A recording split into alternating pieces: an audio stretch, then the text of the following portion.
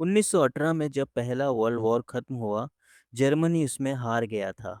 और वो सिर्फ हारा नहीं था, पूरी तरह टूट चुका था। हार सिर्फ बैटलफील्ड पर नहीं हुई थी, पूरा देश अंदर से टूट चुका था। घरों में खाने को नहीं था, फैक्ट्रीज बंद पड़ी थी, लोगों के पास काम नहीं था, और सबसे बड़ी प्रॉब्लम, पैसे की वैल्यू गिर चुकी थी। ऐसा टाइम आया कि लोग एक ब्रेड खरीदने के लिए नोटों की गड्डी लेकर जाते थे। लोगों में गुस्सा था, और इसी वक्त एडोल्फ हिटलर और उसकी नाजी पार्टी आगे आई। हिटलर ने लोगों से वादा किया कि वो जर्मनी को फिर से मजबूत बना देगा, सबको काम देगा और जर्मनी की खोई हुई इज्जत लौटा देगा। लोगों को ये बात बहुत पसंद आई। 1933 में हिटलर जर्मनी का लीडर बन गया, लेकिन हिटलर के मन में यहूदी लोगों के लिए बहुत नफरत थी। हिटलर और उसकी नाजी पार्टी ने यहूदियों के खिलाफ नफरत फैलानी शुरू कर दी। वो हर जगह, रेडियो पे और मीटिंग्स में ये बात रिपीट करते थे कि जर्मनी की सारी परेशानियां यहूदियों की वजह से है। लोग धीरे धीरे ये बात सच मानने लगे। इस वजह से उन्होंने यहूदियों को टारगेट करना शुरू कर दिया। सबसे पहले छोटी छोटी चीजें हुई। 1933 में यहूदियों की दुकानों का बहिष्कार किया गया। स्कूलों में यहूदी बच्चों को अलग बेंच पर बिठाया जाने लगा। टीचर्स उनसे भेदभाव करने लगे। फिर 1935 में न्यूरेमबर्ग कानून आया। इस नए कानून में साफ लिखा था कि यहूदी लोग अब जर्मन नहीं हैं, उनको वोट देने का अधिकार नहीं है, सरकारी नौकरी नहीं मिल सकती, और वे नॉर्मल जर्मन लोगों से शादी भी नहीं कर सकते। यहूदियों को पार्क्स, पब्लिक ट्रांसपोर्ट और यहाँ तक कि स्विमिंग पूल्स में जाने से भी रोक दिया गया। 1938 में 9 और 10 नवंबर की रात कुछ ऐसा हुआ जिसने इस नफरत को एक नई और खतरनाक दिशा दे दी। इस रात को हिस्ट्री में क्रिस्टल नाट कहा जाता है, जिसका मतलब होता है कांच की रात। इस नाम के पीछे एक डरावनी कहानी छुपी हुई है।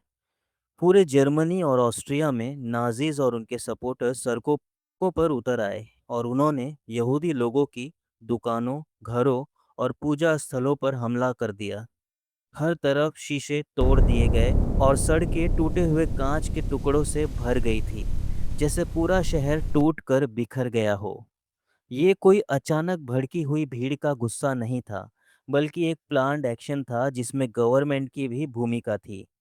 पुलिस वहां मौजूद थी, लेकिन उन्होंने रोकने की कोशिश नहीं की। इस दौरान हजारों यहूदियों को मारा पीटा गया, उनकी प्रॉपर्टी बर्बाद कर दी गई, और लगभग 30,000 यहूदियों को गिरफ्तार करके कंसंट्रेशन कैंप्स में भेज दिया गया। सबसे बड़ी बात यह थी कि ये सब कुछ ओपनली हो रहा था।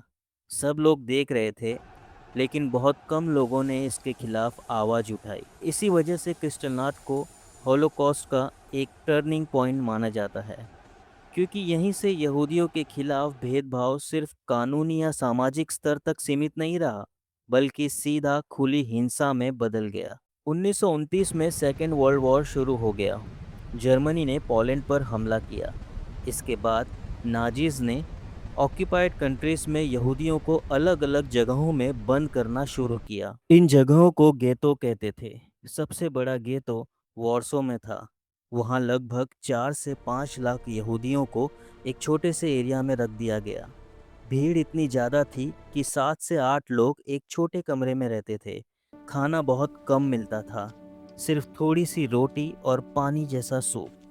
पानी गंदा था, इसलिए बीमारियां फैल रही थी। हर महीने हजारों लोग भूख और बीमारी से मर जाते थे। बच्चे बहुत कमजोर हो जाते थे और सड़कों पर गिरकर मर जाते थे।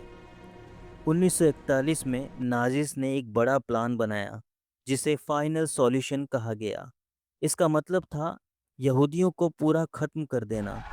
पहले सोवियत यूनियन पे हमले के टाइम उन्होंने मोबाइल किलिंग स्क्वाड्स भेजे, जो गांव-गांव में जाके लाखों यहूदियों को गोली मार देते थे। फिर उन्होंने स्पेशल डेथ कैंप्स बनाए, जैसे ऑशवुट्स, ट्रेबलिंका और बेल्जेक। ये सब पोलैंड में थे। ऑशवुट्स सबसे बड़ा और खतरनाक कैंप था। वहाँ ट्रेन से लोग आते थे। ट्रेन्स 2-3 दिन तक चलती थी, बिना खाने पानी के। प्लेटफॉर्म पर उतरते ही डॉक्टर्स खड़े होते थे। वो जल्दी से देखते थे कि कौन काम कर सकता है और कौन नहीं।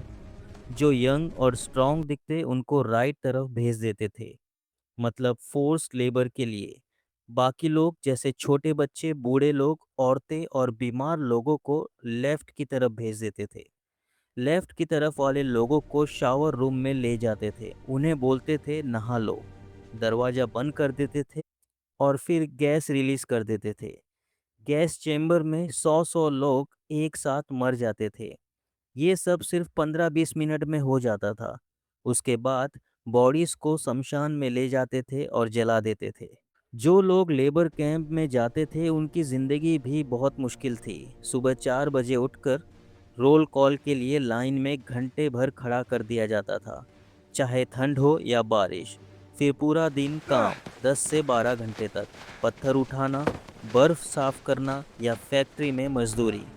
खाना बहुत कम था, सुबह सिर्फ पानी जैसा कॉफ़ी, दोपहर में थोड़ा सा सूप और रात को 200 ग्राम रोटी। लोग हमेशा भूखे रहते थे।